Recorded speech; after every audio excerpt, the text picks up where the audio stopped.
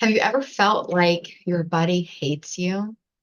Do you ever feel like there's always something, whether that is a pain that you experience, you get rid of one, another one comes up, or maybe you feel like you're constantly sick or constantly tired, or just something is constantly going on in your life that makes you feel like your body just hates you?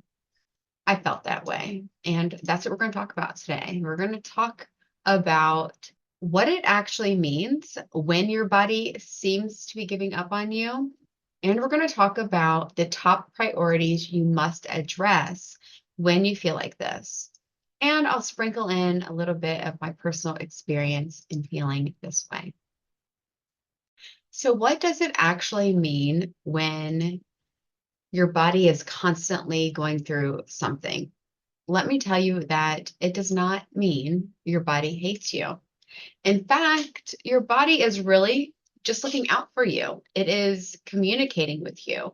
When these things come up, it is really our body's way of talking to us, especially when there are things that are constant. Like, of course, we're all going to have this occasional pain or occasional, illness that comes up. But if you're someone who feels like it's always happening and it's always something, or you have been diagnosed with many things and you've just struggled a lot, I think it's way deeper than that. And we have to learn to listen to our body. This is how your body is communicating with you. So it's just simply, that's it. I mean, just simply trying to communicate with you. And your body is in a state of imbalance. That is dis-ease. That's what disease is. Dis-ease. Your body is not in ease. There is something going on under the surface. I mean, obviously, right? That you really should address and get to the bottom of so you can feel more connected to your body, feel more empowered with your body, and feel like you and your body are one, and then you're not fighting each other. So when these things happen, it really is forcing you to stop. And I think that's in hope that you will reflect and make some appropriate changes. But let me just tell you, your body does not hate you. It is looking out for you by having these things come up, which again makes you stop and hopefully make some changes. And we're going to talk about these top priorities in just a second. But let me share with you when I felt this way. I feel like there has always been something since I was a young kid. I listed my diagnoses that I've had since I was a child. And to be honest, because of all these things that I've experienced, this is exactly why I got into health and wellness, because I do believe that there is so much that our bodies can heal. And there's a lot of stuff that we can prevent, and a lot of stuff that has it's an idiopathic disease, which means it does not have a reason. The doctors and experts don't know why it happens. Um, Most of them are what I've experienced, and most of them I do believe is due to some sort of underlying trauma stress response that we must heal in order to have that happy, healthy, pain-free life. And I'm sharing these because I just want you to see that we all could have something. And if you're someone like me who has experienced a lot of these diagnoses, um, and feel as if your body hates you, I want you to just know that it's how your body is communicating. It does not mean there's anything wrong with you. To be honest, we all have something, like if you really look and you go and seek, you'll find a diagnosis. You'll get a diagnosis from your doctor. I mean, honestly, that's what they're always trying to give you. That's what they think that you want when you go seek their help. And the thing is, once you get that diagnosis, what are you going to do with it? What does that mean? And is that going to empower you, or is that going to make you feel worse? And ultimately, it's probably the same thing you're going to have to do to treat it. Now, granted, there could be actual, real diseases. And even those real diseases still are idiopathic. They don't know how that you got them, and they don't really know how to treat them. And most things they can't even get rid of. But anyway, I'm going on a side tangent there, but I just wanted to share this. It's funny because I'm kind of hesitant to share this because I'm looking at this list and I'm like, wow, it's like pretty long. And for me, I'm someone who does not like to label myself, does not like to put myself in a box. Like I have experienced a lot of stuff, but I do not associate myself with these things. I do not believe that I am any of these things. I just have been diagnosed with these things. And just because you've been diagnosed with these things does not mean that you can't have a great life and that things can't work out for you. It just means, I think, that you might have to work a little bit harder and that you've probably been through a lot of crap and you got to process it. I believe our mission and purpose on this earth is to learn, grow, and heal. And we're going to be doing that until the day that we die. And so kind of sit back, embrace it, take things as they are. Don't label yourself as a diagnosis and just let it be data. So, what was my first diagnosis? And to be honest, there could be more. I'm not sure. These are just the ones that I know of. And so at 5 years old, I had measles. And I'm pretty sure I got vaccinated. But I also know that when I went to kindergarten, I actually started kindergarten in Tennessee. My family was kind of like in between different states and moved around a bit when I was really little. And I ended up starting kindergarten in Tennessee. And I remember going to the doctor and being like, having to get like my vaccine so you could go to school, but also learning that like I was way behind on them. So I don't know if this is because of the fact that I didn't get the full vaccine or what. But I remember even having like back actually in Ohio in kindergarten, because I started kindergarten in Tennessee, but then actually came back up to Ohio. And I don't know how many months ago, like months apart that was. But I do remember having to put like band-aids around my neck because I would wear this dress to school. And I had to put band-aids around because the collar of the dress would rub against the measles. And that's so weird. It's so weird that I had that. But anyway, I remember like my stepmom helping me with that and stuff. But anyway, first diagnosis I can remember is measles. And then at 13 years old, I was diagnosed with Bell's palsy. And Bell's palsy, if you're unfamiliar, is paralysis of the facial nerve. Now, this took me out of school for a couple weeks, maybe 3. It's kind of a blur, really. I remember mostly just having to like drink soup through a straw because half of my face was numb. And at first, they thought that I had a stroke. But like I'm 13 years old, right?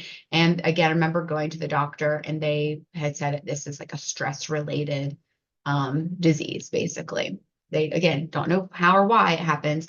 Done research on it since then, and it's part of Guillain-Barré, which they have, again, linked back to some vaccinations. And now thinking, saying this out loud after having the diagnosis of measles, I don't know. Was it the vaccine? Was it not? Or could it have been that I was given Tylenol when given a vaccine, which does open up your blood-brain barrier and makes you more at risk for those issues with the vaccine, which is why personally, if I vaccinate my children, I do not give them any Tylenol after. I just soothe them with my own love and holding them and things like that. So anyway, Bell's palsy.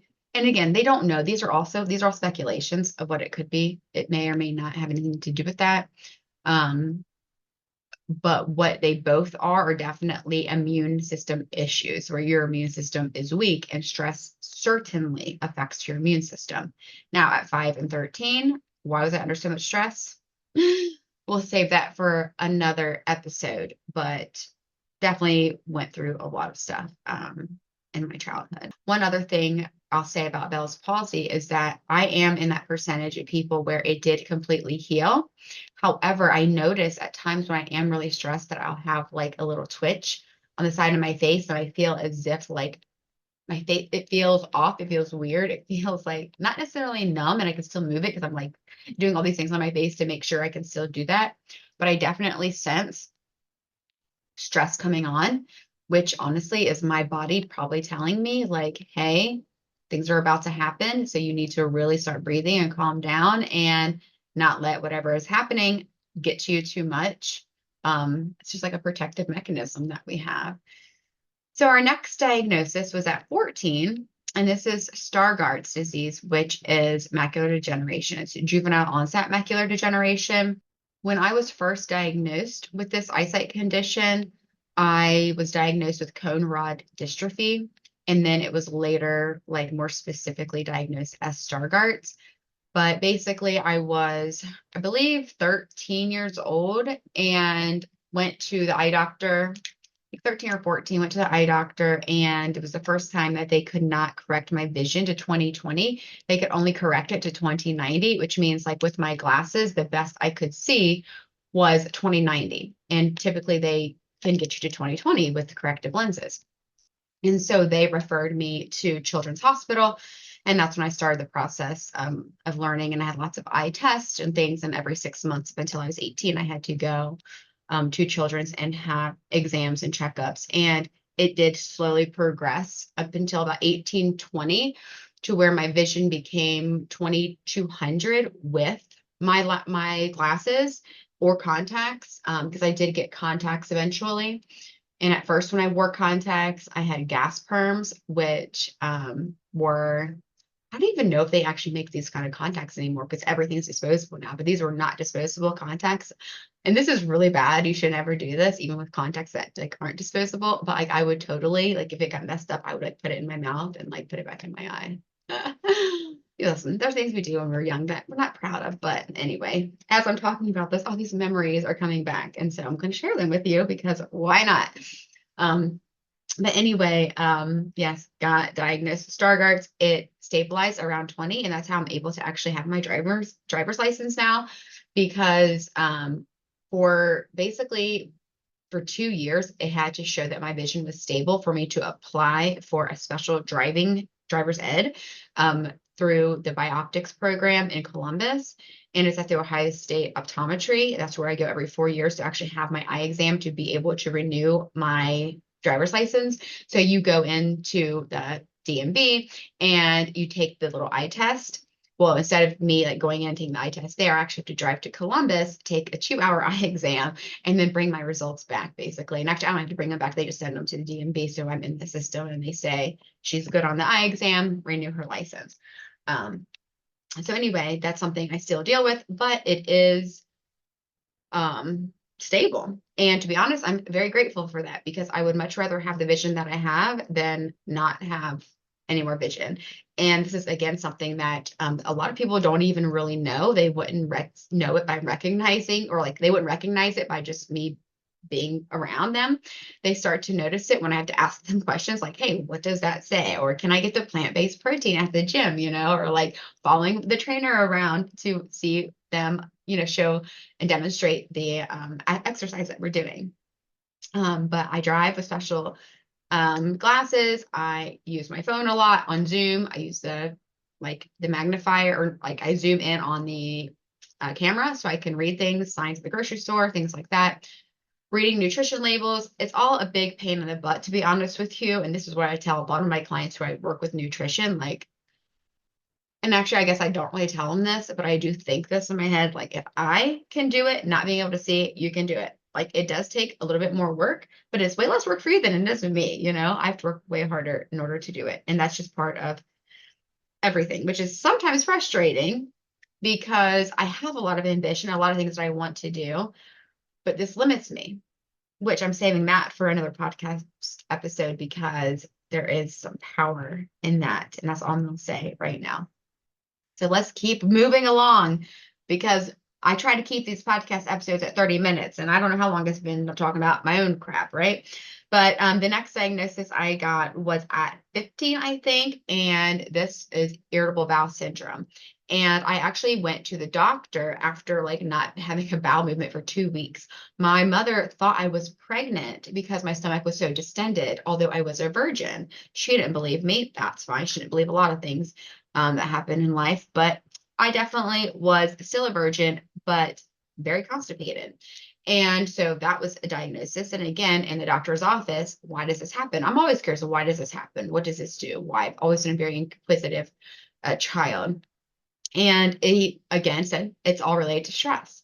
Okay, that's my main thing. Like, and I guess it's kind of good in a way that I did get doctors growing up. Like, they didn't give me answers. They gave me some solutions to help with like monitor symptoms and such.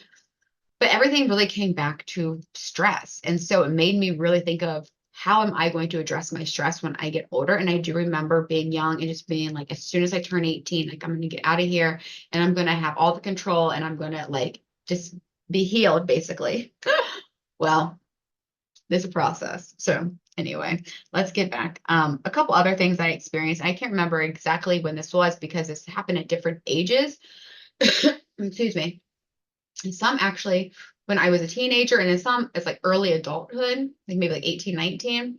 And I had some like fainting spells between 16 and 20, but also like when I was younger through older, I also would get like, I was really sensitive to the heat. I would get dizzy, I would get heat cramps, just very sensitive to the heat, something that I noticed. And it makes sense as I'll talk to you about, or I make sense of it now, which I'll talk about in a second. And then, okay, let's fast forward to about 30 years old. That's when I was diagnosed with hypothyroidism. And I do believe this was brought on by postpartum thyroiditis, which you should go research about. A lot of people who have postpartum thyroiditis, okay, first off, I honestly think probably everyone does, because your hormones get so jacked up when you're pregnant that things get out of balance. But most of the time they go back to normal. And mine did not go back to normal, probably because I had started a business and bought a house and had my baby all within a 4-month period, like 3 major life things happening at the same time of becoming a mom and dealing with the emotional parts of me not having a mom and all these things coming up for me once I became a mom. So I think it was, again, very much stress induced. But I think it's about 10% of people experience postpartum thyroiditis end up developing hypothyroidism. And so I was diagnosed with hypothyroidism. And at the time I was diagnosed, I was like, I am going to heal this naturally and I'm going to tell everyone about it. Well, that didn't happen. And that's probably for another episode too, because I have shared on YouTube how I learned I was diagnosed and like some of my thyroid stuff. So you can check that out if you're interested, but I am going to record an episode all about that at some point. And then let's see, fast forward to 34. This was the first time I was diagnosed with an autoimmune condition. And this was actually from my dentist. And it's oral lichen planus, which is basically just like this web-like coating, I guess, on the inside of your cheeks. I thought it was like I was chewing on my cheeks because I know that like stress sometimes I would do that. But it wasn't that. And I had noticed that this has happened in the fall and winter, which makes me feel like it was induced by stress when it comes to family things around the holidays and having to think about that. I would get stressed out. And like my thing is like, I internalize my stress.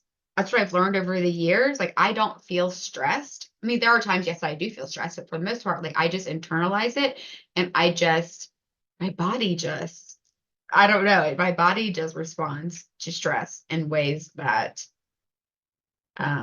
probably most of you do as well. Anyway, where am I going with this? Okay, so, and honestly, when I looked up what lichen planus was, I was very fortunate that it was only oral lichen planus, because people have this way worse. And even with my eyesight and everything that I've experienced, one of the things that honestly helped me get through everything is just thinking that like someone has it worse than me.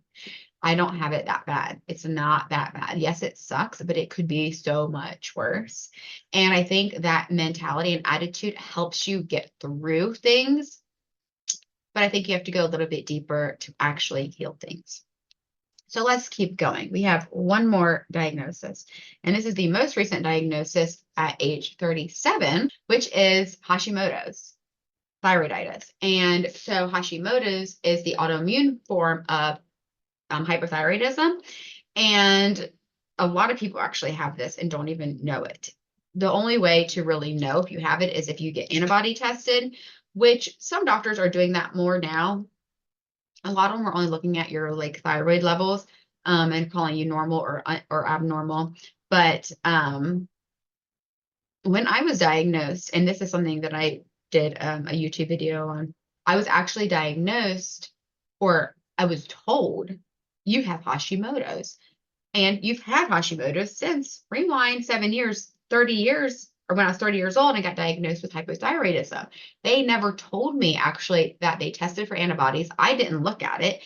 And they never told me you have Hashimoto's because of the fact that it's treated the same with, thyroid replacement. And so anyway, again, an autoimmune condition that I don't really know why it happens, and there's no cure for it. So anyway, those are all the things that I've been diagnosed with. Not to mention just some of the pains that I've experienced and like acute pains that I've shared in this podcast, and I share on my Instagram, of just dealing with knee pain and hip pain. Those are the two things that I've struggled with over the years. And I gotta say, it's like really good right now. And I feel like I am really getting to the bottom of it and healing and reminding myself that part of it is truly just being pregnant, and my body has went through a lot of changes. And although my daughter is 22 months, I'm still very much postpartum. My body, like you're in postpartum until you are like normal again. I feel like your body changes so much. So until you address those changes and recover from, the birth, the trauma, the labor, delivery, whatever, being pregnant and your hips spreading and losing strength in certain muscles, like until you repair all that, you're still postpartum. And your hormones too. Like I was breastfeeding until 15 months. And I feel like probably right now my hormones are maybe at their baseline. I'm going back in July to have more testing. So I think maybe that would be maybe like the more stable spot, because it takes a long time for your body's hormones to balance and regulate. And if you're breastfeeding, you're basically still pregnant and you're in menopause. So anyway, let's not go into that. But those are all my diagnoses. So I share that to tell you, I know what you feel. I know how you feel. I don't know your exact situation. You don't know my exact situation, but let me tell you, I can empathize with feeling as if your body has given up on you. And also at that time, after this diagnosis, I also experienced secondary infertility, which actually I had been experiencing probably that entire time. And once I got my diagnosis with Hashimoto's, wow, did it take every single thing that I had experienced, and probably every single thing I've listed here today, and explained it. That is like the root cause is Hashimoto's. What's the root cause of Hashimoto's? I believe it's stress and trauma. But again, that's for another episode. But secondary infertility, and this is when I really think I had like my breakdown. I'm really feeling like my body hates me. What is going on? I'm a health professional. I'm here trying to help people, and I can't even like help myself. How can I help people if I'm experiencing all these things and like can't even get pregnant? Um, but I ended up making some changes after my diagnosis of Hashimoto's, because let me tell you, when you have information, it's data. You can use that data, make changes, and make improvement. I got pregnant like 6 weeks later. It's like crazy to me to think about how quickly I got pregnant after having some of these realizations and making very subtle changes. Again, I share that in a YouTube video, and so I won't bore you with that right now. But again, the whole point of me sharing this, so that you know, I feel you. I feel you and know what it feels like to feel as if your body hates you. And I also know what it feels like to just keep pressing forward and to have a positive mindset about it, positive attitude, and to know things will get better. Things are getting better right now. Let's move on so I don't beat this anymore. All right, let's talk about the top priorities. So, what do you need to do when you feel like your body hates you? Number one, reflect. You have got to stop and reflect. And that's what your body is ultimately making you do by having these things going on. You have to stop. And so when you're stopped, you're quiet, you're still. Oh, and I know your body doesn't like that. If you're anything like me, Don't like that because you know why? Because you're forced to deal with those things. But the reason you're forced to deal with those things is because by dealing with those things will give you the release that you need to actually heal and feel better. So let's reflect. What are we going to reflect on? I have some questions here. You can write down in your journal and answer. Number one, what is going on in your life that could be contributing? And if you simply write that down and allow your inner being, your higher self, to just be open, you might hear an answer that either surprises you or confirms something that you already believe, but maybe are avoiding in a bit or avoiding a bit. Another question to ask yourself, are you doing things that you really don't want to be doing? Are you living your life in a way that really doesn't serve you? Is it a job, a relationship? Are you volunteering? Are you saying yes to things that you really don't want to be doing? Maybe you feel guilty if you say no. Every time you ask yourself a question, you can get deeper and deeper and deeper and release those hidden traumas, hidden stressors, hidden emotions that haven't really been worked out and your body is sticking onto. Are you taking on more responsibility than you should? Oh, I think that's a big one for me. I always feel as if I have to just keep doing more and more and more. And over the years, I've really went back and like I feel like I'm constantly like taking things off and reevaluating. And that's the thing, let this be a journey. It is a journey. So you can't fight it, right? Like it is a journey. And so it's not about figuring it all out right now, having all the answers right now. But if you go through this process and start reflecting, start opening yourself up to getting some answers, wow, you're going to be so amazed. Like my clients who actually do this part of the work have the best results. Our bodies are like sponges and they just hold on to all this stuff until we squeeze it out of ourselves. We won't ever be able to let go. So another question to ask, because I think a lot of stuff stems from this. What are you afraid of? What is that deeper fear that you have? Could it be a fear of making a decision about your future? Could you be afraid of expressing your true self in fear of maybe judgment? Are you afraid of letting go of something, letting go of a belief, letting go of a relationship, letting go of an object? Another question to ask is this a temporary season?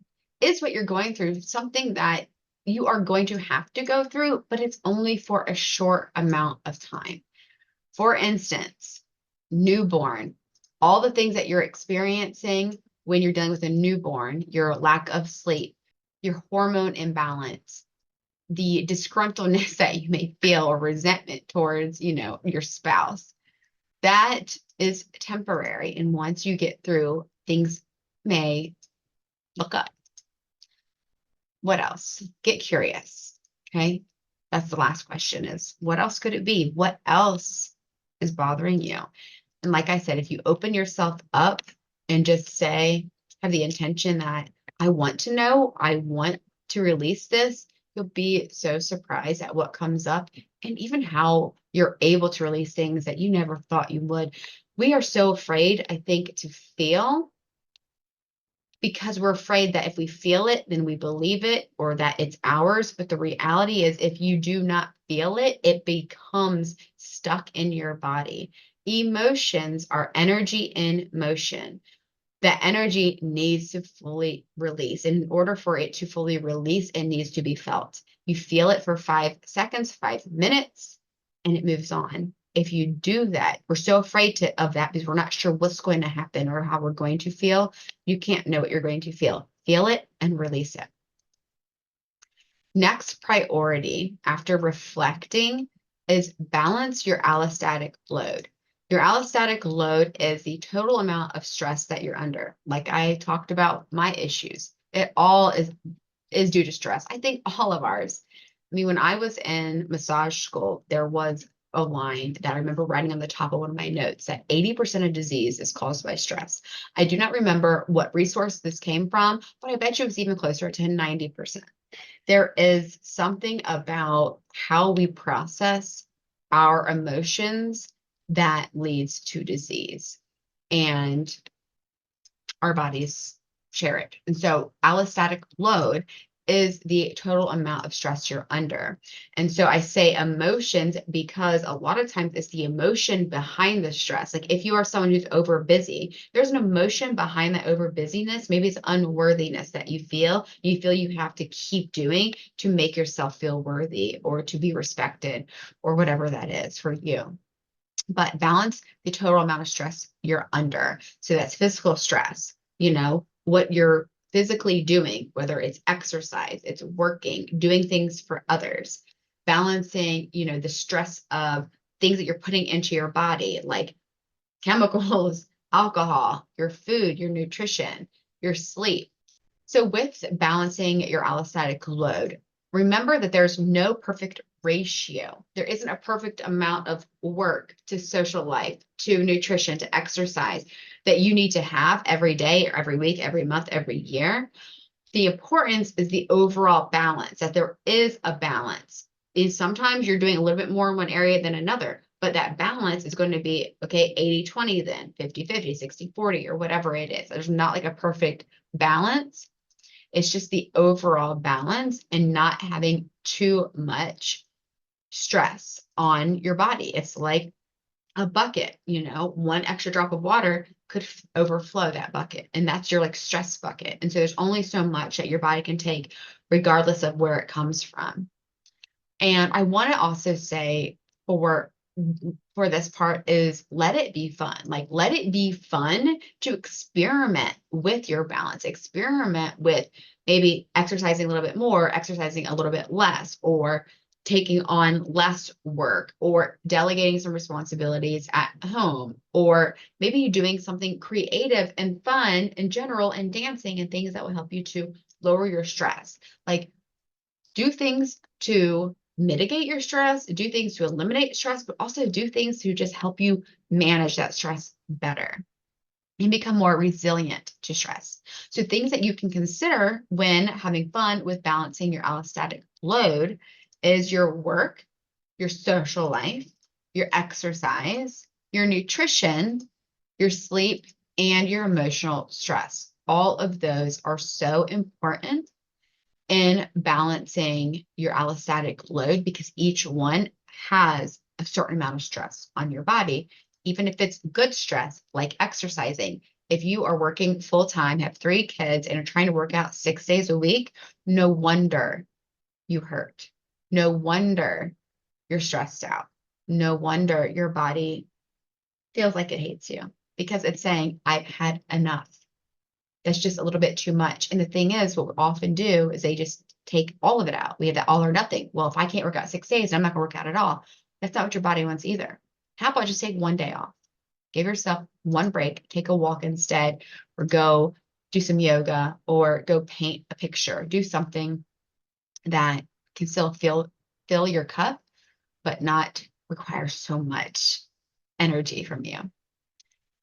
The third thing to do, your third priority, is assess what can be changed and what needs to be accepted. One of my favorite prayers is the Serenity Prayer. And I think I came across this when I was very young. And I'm sure you know it, but let me just read the abbreviated version for you. God, universe, whomever is really in charge up there. Grant me the serenity to accept the things I cannot change, the courage to change the things I can, and the wisdom to know the difference. Love that because it's so true. You cannot control everything. You do not have control over everything. The only thing you really do have control over is yourself. And so that's why I recommend to my clients to focus on that. Focus on things that you do have control over, which is what you do with your body, what you put into your body, how you think and feel. Those are what you really have control over. And you can manage everything else. We get stuck and we get stressed by feeling like we do have control over things that we don't have control over. The next thing that I want you to do when you're feeling your body hates you is to affirm every day the opposite. I'm gonna give you 3 affirmations that I really like, and one of them is actually kind of fill in the blank, but it's I am healthy, strong, capable, loved, fill in the blank, etc. Whatever it is that you want to say, depending on what it is that you're dealing with. If it was like you're being, having colds all the time, I am healthy. If you are feeling a lot of pain, I am strong. If you're feeling like things just aren't working out for you, I am capable. If you're feeling like relationships aren't great, I am loved. Just affirm these things every single day. Affirmations are so powerful. Just look up the research on it. It's a real thing. Another affirmation that I love is I am doing my best. Say this every day. I want you to really do these 3 every day. Do I am fill in the blank, healthy, strong, capable, loved, etc. Something. I am doing my best because you are. Every day you're putting in your best effort. Number 3, I am feeling better. And one thing I want you to notice about all of these is that they're not going to the extreme. Like, I am healed. I am amazing. I am blah, blah. These are things that you can actually feel right now. And that is what the power of affirmations are, is having some sense of belief in it now to carry you forward and to continue making progress in it. I am feeling better. I am getting better. I have my clients focus on the improvement, especially when it comes to body work. So my in-person clients that we do neuromuscular therapy or medical massage with, it's focused on what is feeling better because there's a process to it. And if all you're focused on is how much you still hurt, number one, you're not going to see the changes that are actually happening and help you to continue making those changes. Number two, you're going to be stuck on feeling bad because that's all you're paying attention to. I am feeling better. Focus on the improvement. Remember, this is a journey. And if it's something that you've been dealing with pain for a while, it might take a little bit of time to heal it. So you focus on those improvements, focus on where you're feeling better. When you are feeling good and well, embrace it and have gratitude for it, because it's something that I think we do take for granted. Even myself, I will know that like I'm starting to feel better. So then I will cut back on my sleep a little bit, start doing more because I'm feeling better. And I'm like, no, I need to stop doing that. And I have, thank God, I finally got, figured that one out. Because, not getting your 7 to 9 hours sleep once in a while is not going to be what puts you over. Just like having ice cream once in a while isn't going to make you overweight. It's not the things that you do sometimes, it's the things that you do every day that make the difference. And so if you, for the most part, are prioritizing your sleep, you will feel good and you will balance your body. Again, I've talked about that a lot. And you can read books on sleep. I like Sleep Smarter by Sean Stevenson. That's a good one. Let's recap. What I really want you to take away from today's episode is the knowing that your body does not hate you. It is simply in communication with you. It's honestly looking out for you. And I want you to get curious about what it means for you and make changes where you can, accept what you cannot change. Remember that this is temporary. Whether this is a temporary season or whatever you're going through is temporary. You are not meant to suffer forever. I love the line from Buddha. Pain is inevitable. Suffering is optional. You do not have to stay like that forever. You can get through it, and you will get through it if you do these things to help yourself. These things that you experience are setting you up for a life of peace, clarity, health, happiness, and ease. So remember, this ease is illness. And what we want is to feel good. And if you constantly are focused on feeling good, you're going to constantly feel better until one day, again, you're just so amazing. And things come up and things happen, and all these tools you'll have forever to live with. So I hope that was really helpful. If you feel so inclined, I'd love for you to share it with someone that you think it could benefit. And I'd also love to know your feedback. Let me know what you're dealing with. Let me know what you think about this episode. And please subscribe to the channel so you can be notified of our next podcast when it comes out. Thanks so much. And please go do something good for yourself because you deserve it. Thank you so much for spending time with me, and I hope you enjoyed this episode of the Pain-Free Lifestyle Podcast. Please don't forget to subscribe, like this episode, and comment your biggest takeaway. Please remember that this podcast is intended for educational and entertainment purposes only. It does not replace medical advice. Always consult with your doctor for medical advice. I hope you have an awesome day, and I will see you in the next episode.